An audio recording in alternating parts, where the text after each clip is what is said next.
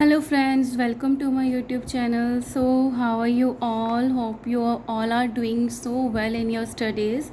So students का message आ रहा है मेरे पास कि मैम अब आप टाइम एंड मोशन चैप्टर करवा दीजिए. सो अभी मैं 13 चैप्टर कोर्डोवा बुक से करवा रही हूँ, टाइम एंड मोशन.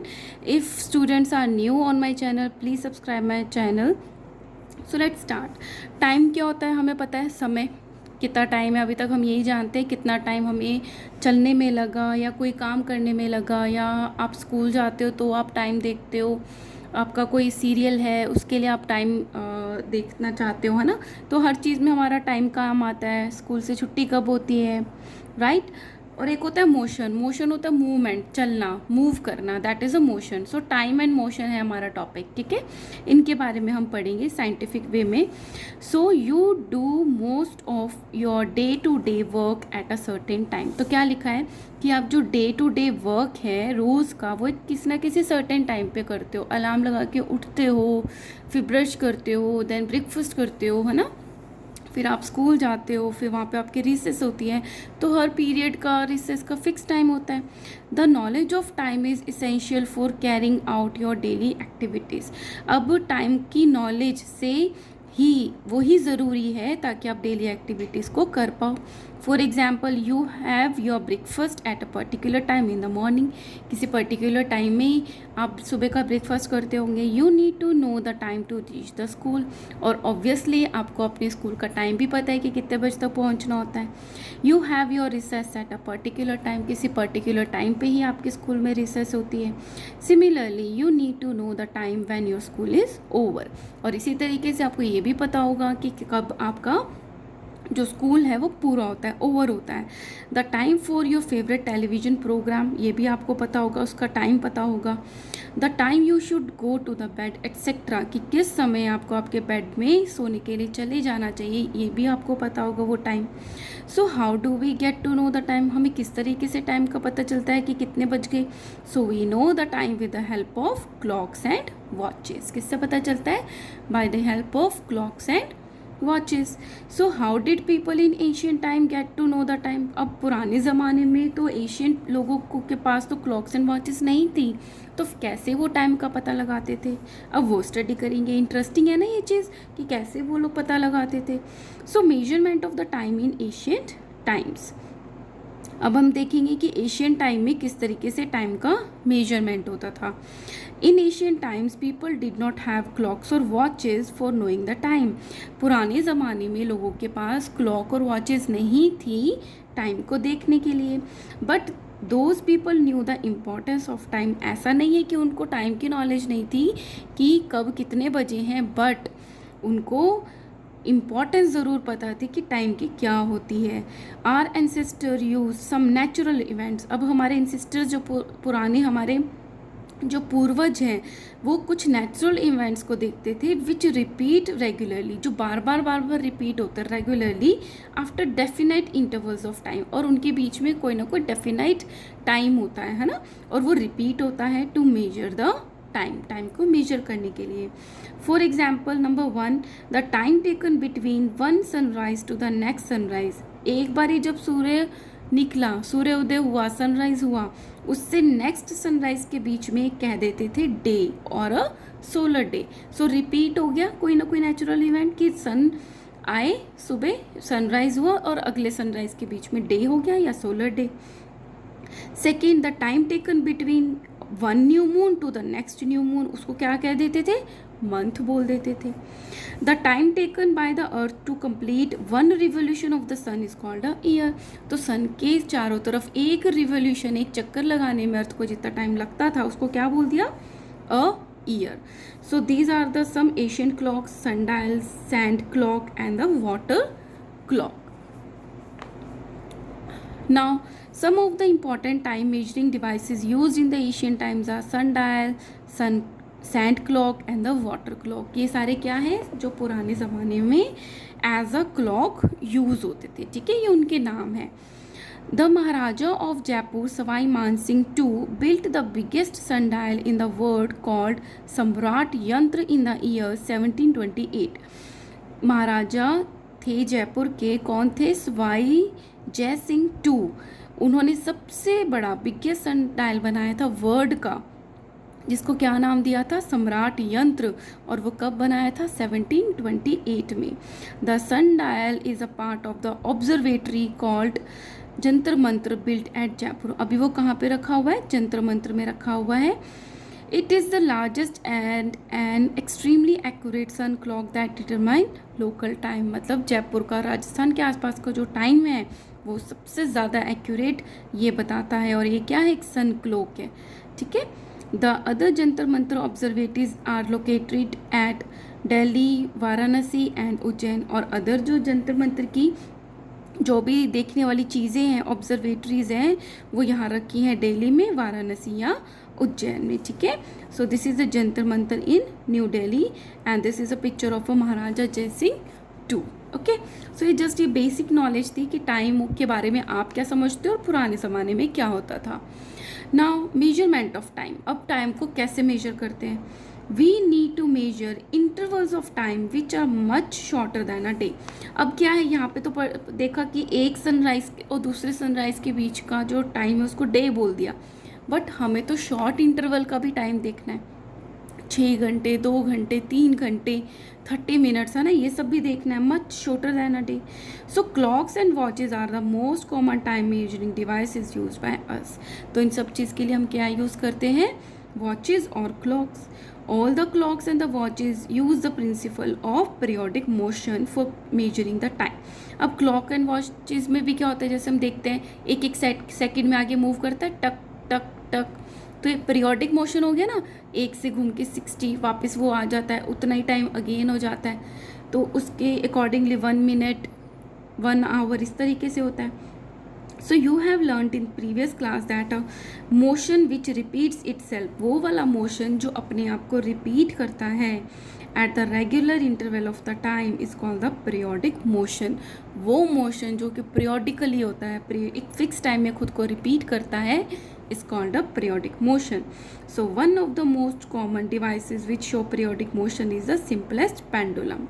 कौन सा होता है मोस्ट कॉमन जो भी डिवाइस है जो हमें शो करता है periodic motion, that is a simple pendulum. So this is a picture of a simple pendulum होता है, ठीक है। नीचे बॉल होती है मेटल की और एक थ्रेड से उसको एक स्ट्रॉन्ग लटका दिया जाता है सस्पेंशन से।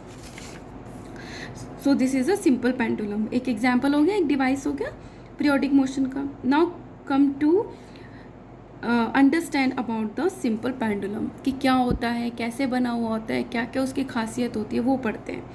अ simple pendulum consist of a small metal ball called the Bob. अब ये क्या है, ये जो स्मॉल बॉल है मेटल की, इसको बोल देते हैं हम बॉब बोल देते हैं, ठीक है। Suspended bye a long thread from a rigid support such as the bob is free to swing back and forth। अब क्या है, दिस इज़ अ बॉब, ये एक मेटल की बॉल है जिसको इस थ्रेड से लटकाया गया है, और इसको किससे, एक रिजिड सपोर्ट, मतलब जो ऐसे लटकता हुआ ना हो, बहुत स्ट्रॉन्ग सपोर्ट हो, उससे थ्रेड से लटकाया जाता है इस मेटल की बॉल को, ठीक है। और किस तरीके से लटकाया जाता है, ताकि हम इसको इधर और इधर की तरफ मूवमेंट दे पाएँ, ये मूव कर पाए इधर इधर, ठीक है। बैक एंड फोर्थ, फोर्थ होता है आगे की तरफ, बैक होता है पीछे की तरफ। The motion of pendulum was first studied by the Galileo. और इस जो ये हमारा पेंडुलम है, इसके मोशन को सबसे पहले किसने स्टडी किया था, गैलीलियो ने। अ simple pendulum is shown in figure 13.2a। यहाँ पे सिंपल पेंडुलम शो किया गया है, ठीक है। मैं आपको थोड़ा सा एज एग्जाम्पल भी बता देती हूँ।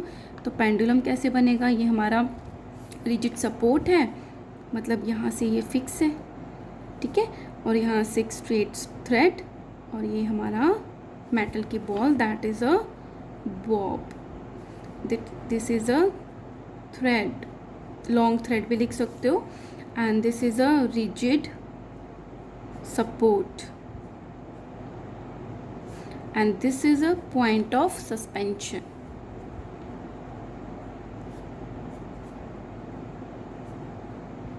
all right students, so very easy, अभी तक तो बहुत अच्छे से समझ में आ रहा है।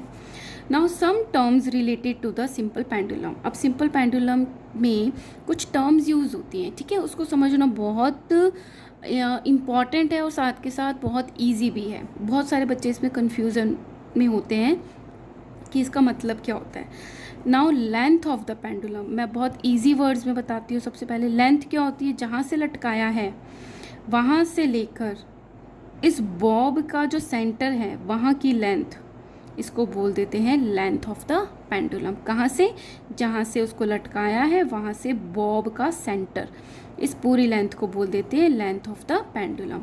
The length of the string thread from the point of the suspension to the centre of the bob is called the length of the pendulum. और इसको कैसे डिनोट करते हैं, स्मॉल एल से। ठीक है, so this is the length of the pendulum, right? Now come to the second term, that is a mean position of the bob. अब mean से आप क्या समझते हो, मतलब सेंटर में, बीच में। mean होता है बीच में, centre position of the Bob. अब आप खुद देखो कि ये बॉब है, उसको हमने आगे पीछे किया तो किस उसकी सेंटर पोजीशन क्या होगी, जहाँ पे वो सेंटर में लटका हुआ है। जब वो स्टिल पोजीशन में था, यही तो उसका सेंटर है, मीन पोजीशन है ना, जहाँ पे वो मूव नहीं कर रहा, बिल्कुल सेंटर है। So the position of the Bob when it is at rest, जब वो बिल्कुल रुका हुआ है उस टाइम की जो पोजीशन है is called it's mean position. ठीक है, the position A is the mean position of the Bob. अब एक है पोजीशन ए, एक है पोजीशन बी, एक है पोजीशन सी। इसमें से मीन पोजीशन क्या है, सेंटर में जब रेस्ट में है, that is a A. Okay, now extreme positions of the Bob. Extreme होता है सबसे ज़्यादा क्या पोजीशन कितनी है बॉब की, तो या तो बी तक गया है या सी तक गया है, ये इसकी एक्सट्रीम पोजीशन है। The position where the bob is at the maximum distance from the mean position. अब हमने बॉल को पकड़ के यहाँ से लेके छोड़ा तो सबसे ज़्यादा दूर तक कहाँ तक लेके गया, सी तक। तो वो सबसे ज़्यादा पोजीशन जो वो मैक्सिमम डिस्टेंस पे है मीन पोजीशन से, उसको क्या बोल देते हैं हम, extreme position of the bob. So position B and the position C are the extreme positions of the bob. Simple, समझ में आ रहा है आपको अभी तक। Now fourth term is oscillation of the pendulum. So this is very important. Oscillation होता है एक चक्कर, समझ लो। ठीक है, एक चक्कर क्या है, अभी ये जो बॉब था ये रेस्ट में था, इसमें मैं आपको एक्सप्लेन करती हूँ। ये बॉब था, ठीक है, ये अभी रेस्ट में है, ये पोजीशन ए पे है। मैंने क्या किया, इस बॉब को ऐसे उठाया और इसको यहाँ पर ले आई पोजीशन बी में। अब ये ए जो है थोड़ा ऊंचा बनना चाहिए था, लंबा हो गया, सो बी तक आ गया। अब बी से मैंने छोड़ा इसको, तो बी से मूव करके ये कहाँ पे आएगा, ए की तरफ। अब ऐसा थोड़ी है ए पे रुक जाएगा, अगेन ये इधर जाएगा। तो मैं इसको ऐसे शो करती हूँ, ये क्या होगी, सी। सो ए से गया बी, बी से ए से होता हुआ गया सी, और अगेन आ गया ए पे। ए से स्टार्ट हुआ था, ए पे ही आ गया। सो इस पूरे एक चक्कर को बोल देते हैं ऑसिलेशन। जहाँ से स्टार्ट हुआ वहाँ से ही जाकर वापस वहाँ तक आ जाना। So this is the oscillation of the pendulum. अब आपको समझ में आ जाएगा, one complete to and fro motion of the bob about its mean position. इसके मीन पोजीशन में टू एंड फ्रो मोशन होना is called an oscillation of the pendulum. ठीक है, for example in figure 13.2 the motion of the bob from A to B, then from B to C and back to the A is called the one oscillation. इसको क्या बोल दिया, one oscillation. Understood? Now fifth is amplitude of the pendulum. Amplitude होता है सबसे ज़्यादा amplitude, है ना। So as the pendulum oscillates to and fro, अब जो pendulum है आगे पीछे ऐसे move कर रहा है, तो क्या हुआ, the maximum displacement of the bob from its mean position on the either side is called the amplitude of the pendulum. इधर कितना ऊंचा गया और इधर कितना ऊंचा गया, मैक्सिमम, उसको बोल देते हैं एम्पलीट्यूड ऑफ द पेंडुलम। ठीक है, दस इन फिगर 13.2 द डिस्प्लेसमेंट ए से लेके बी कितना सबसे ऊपर गया और ए से लेके सी कितना सबसे ऊपर गया is called the amplitude of the pendulum. एक था एम्पलीट्यूड सबसे ज़्यादा, एक था एक्सट्रीम पोजीशन। इन दोनों में क्या फ़र्क है, एक्सट्रीम पोजीशन है बी और सी, एम्पलीट्यूड क्या है, ए से बी कितना है और ए से सी कितना है, ठीक है, इतना डिफरेंस है। Now sixth is time period of the pendulum. This is very important. Time period मतलब ऑसिलेशन आपको समझ में आ गया, one complete to and fro motion of the pendulum about its mean position is called a one oscillation. अब one oscillation में कितना time लगता है उसको बोल देते हैं time period. So the time taken by a bob of a pendulum to complete one oscillation is called the time period of the pendulum. So the time taken by the bob of a pendulum to travel from A to B, then B to C, and finally back to A is called the time period of the simple pendulum. Simple. Now come to the frequency of the pendulum. Frequency क्या होती है, आपको frequency किसको बोलते हैं, कितना जल्दी, कितना, है ना, इतना ही समझते हो आप फ्रिक्वेंसी से। सो एक सेकंड में जो पेंडुलम है वो कितना ऑसिलेशन कर लेता है उसको उस पेंडुलम की फ्रिक्वेंसी बोलते हैं। In 1 second how many oscillations a simple pendulum can take is called its frequency. So the number of the oscillations made by a pendulum in 1 second is called its frequency. Frequency का formula क्या होता है, बहुत easy होता है। Frequency को donate करते हैं ऐसे, is equal to 1 upon time period, ठीक है। So this is a frequency and this is a time period, okay. So very simple. बच्चे बहुत इसमें कंफ्यूज होते हैं, बट होपफुली आपको समझ में आ गया होगा। और अगर नहीं आया है सो कमेंट इन बॉक्स, और अगर आ गया है तो भी आप कमेंट बॉक्स में ज़रूर बताएं। Now come to the activity to determine the time period of a pendulum. कि टाइम पीरियड किस तरीके से हम डिटरमाइन करते हैं, उसके लिए एक एक्टिविटी है। Things needed, a small metal ball, bob चाहिए, a thread of the length 1 metre, और जो हमें लेंथ चाहिए वो कितनी चाहिए 1 मीटर की, एन आयरन स्टैंड उसको स्टेबल रखने के लिए, एंड अ स्टॉप वॉच, और टाइम मेजर करने के लिए स्टॉप वॉच भी चाहिए। Method, set up a simple pendulum as shown in figure 13.3। आप 13.3 फिगर को आप देख सकते हो अपने राइट साइड पेज पे। With the thread carrying the bob at the lower end and tied its upper end from a rigid support. मतलब ऊपर की तरफ तो आपने उसको आयरन स्टैंड से फिक्स कर दिया, और नीचे की तरफ आपने उस थ्रेड पे बॉब लगा दिया। Switch off the near by fans, और आसपास के जो फैंस हैं उनको स्विच ऑफ कर दिया ताकि हवा से वो मूव ना करे। Let the bob of the pendulum come to the rest, और उसको रेस्ट पे आने दिया, मतलब वो रुक जाए जब हिलना बंद कर दे। At its mean position, mark the position of the bob on the floor below it. तो उसके नीचे जो आपका फ्लोर होगा ना, वहाँ पे उसकी पोजीशन को आपने जैसे डॉट लगा दिया या सर्कल लगा दिया कि ये इसकी मीन पोजीशन है, that is the A. To set the pendulum in motion, hold the bob gently, और जैसे ही उसको मोशन में लाना है तो उस बॉब को हमने बहुत जेंटली पकड़ा और उसको मूव किया स्लाइटली एक तरफ, और कहाँ तक ले गए, उसको बी तक ले गए, नोट कर लिया। Now gently release the Bob, अब धीरे से उसको बॉब को छोड़ा, पुश नहीं करना है ताकि वो ऐसे रोटेट अपनी जगह पे घूमने ना लग जाए, है ना। जेंटली हमने उसको रिलीज किया। Do not push the Bob while releasing it, ensure that the bob does not spin on its axis while oscillating, कि ऐसे से मूव ना करें। स्टार्ट द स्टॉप वॉच, और साथ के साथ आपने स्टॉप वॉच स्टार्ट कर ली when the bob is at the one extreme position, जब उस बॉब को हम एक एक्सट्रीम पोजीशन पे छोड़ने के लिए ले गए। Keep on counting the number of the oscillation, और ऑसिलेशंस को हम काउंट करते रहे, सेंटर में कितनी बार आ रहा है, जैसे एक गया ऊपर, ऊपर से छोड़ा, इधर जाके सेंटर में एक, फिर अगेन इधर 2, 3, 4, ओके। सो इस तरीके से। So measure the time with the pendulum bob takes to measure 20 complete oscillations. हमने उस टाइम को मेजर कर लिया जब उसने 20 ऑसिलेशंस को कंप्लीट कर लिया। Now repeat the same activity by pulling the bob to a greater or the lesser distance from the mean position by changing the bob or then by changing the length of the pendulum। और same activities को हम इसको दोहराएंगे, क्या करके, Bob को और दूर ले जाकर या पास ले जाकर छोड़कर, मतलब इसके डिस्टेंस को या बढ़ाकर देखेंगे या कम करके देखेंगे। और उसके बाद क्या करेंगे, लेंथ जैसे हमने 1 मीटर ली थी, अब उसको चेंज करके देखेंगे कि किस क्या तरीके के हमें रिजल्ट्स मिलते हैं, ओके। सो कंक्लूजन क्या निकलता है कि टाइम टेकन फॉर 20 ऑसिलेशन, मान लिया कि जो 20 ऑसिलेशंस हुए उसमें t सेकेंड लगे, जो टाइम था वो t था। सो टाइम टेकन फॉर 1 ऑसिलेशन कितना हो गया, t अपॉन 20 सेकेंड्स। ये ऐसा ही होता है कि जैसे 20 टॉफ़ीज़ हैं, उसकी जो कॉस्ट है वो 100 रुपीज़ है ना। सो 1 टॉफ़ी की कितनी हुई, 100/20। सो इसी तरीके से क्या हुआ कि अगर 20 ऑसिलेशन के लिए t सेकेंड लगते हैं, सो 1 ऑसिलेशन के लिए क्या लगेगा, t/20 सेकेंड।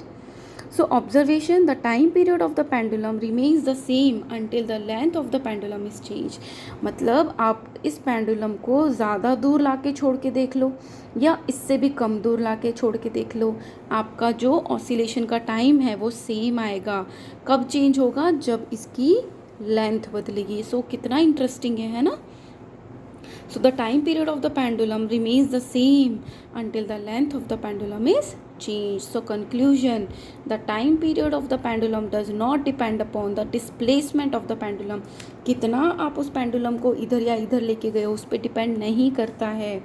किस पे डिपेंड करता है, the time period of the pendulum only depends upon the length of the pendulum। Okay, so guys this is very interesting. So ये गैलीलियो ने देखा था सबसे पहले इनकी मूवमेंट को।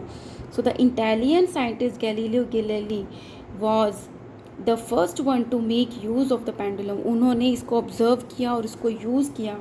Once Galileo was sitting in a cathedral, church में बैठे हुए थे at the Pisa Italy. There he saw a chandelier hanging from the ceiling with a long chain swinging slowly। ठीक है, इसी तरीके से कुछ लटका हुआ था और धीरे धीरे ऐसे स्विंग कर रहा था। देयर वॉज नो वॉच और the clock at that time to measure the time. उस टाइम पे क्लॉक और वॉच नहीं थे टाइम को मेजर करने के लिए। So Galileo time the oscillation by counting the beats of his pulse. तो वो क्या करते थे, ऑसिलेशन को मेजर करने के लिए अपनी पल्स को मतलब काउंट करते थे। ऑन केयरफुल ऑब्जर्वेशन, जब उन्होंने केयरफुल ऑब्जर्वेशन में देखा, he found that while the oscillations of the chandelier gradually slow down. कि ऑसिलेशन देखो, किसी भी बॉल को आपने देखा होगा इस तरीके से आप छोड़ते हो, धीरे धीरे उसकी स्पीड तो कम हो जाती है ना, फिर रुक जाती है। कि ग्रेजुअली वो स्लो तो हो रहा है but the time taken by the one oscillation still remain the same. कि अगर वो दूर जाके वापस आ रहा था तो भी उतना टाइम लग रहा था, और बाद में जब वो स्लो हो गया तो पास आके भी वापस आ रहा है तो भी उतना टाइम लग रहा है। In other words the pendulum of the given length always takes the same time to complete the one oscillation. की अगर एक ही लेंथ का पेंडुलम है वो उसको ऑसिलेशन में उतना ही टाइम लगता है, भले वो स्लो है या फास्ट है। This observation led to the development of pendulum clocks. और इसी ने क्या डेवलप करवाया, पेंडुलम क्लॉक्स को। Okay, now come to the one numerical that simple pendulum takes 22 seconds to complete 20 oscillation. मतलब एक सिंपल पेंडुलम को टाइम लगता है कितना, 32 सेकेंड्स लगते हैं क्या कंप्लीट करने में, 20 oscillation. What is the time period of the pendulum. Time period क्या होता है, एक सेकेंड में कितना टाइम लगेगा। तो हमने क्या देखा था, time taken for the 20 oscillations 32 second. एक ऑसिलेशन में उसी को तो टाइम पीरियड बोलते हैं। सो जो हमें फाइंड आउट करना होता है उसको हमेशा राइट हैंड साइड में रखना है। तो हमने क्या फाइंड करना है, टाइम पीरियड, तो टाइम को हमने राइट हैंड साइड रखा। ठीक है, सो इसमें हमने क्या देखा, 20 ऑसिलेशंस के लिए लगता है 32 सेकेंड्स। ठीक है, सो time for the one oscillation क्या लग जाएगा, 32/20। ठीक है, सो 2 से डिवाइड किया तो क्या आया, 10, ऊपर आया 16, तो ये क्या आ गया 16/10। अब डेसिमल लगा देंगे एक नंबर छोड़ के, सो यहाँ पे छोड़ के एक नंबर यहाँ पे आ जाएगा 1.6 second. So time period of the given pendulum is 1.6 second. Okay, चलो यहाँ पे मैं इस वीडियो को एंड करती हूँ। If you like my video please like share and subscribe. Further हम यहाँ से स्टार्ट करेंगे। Thank you so much.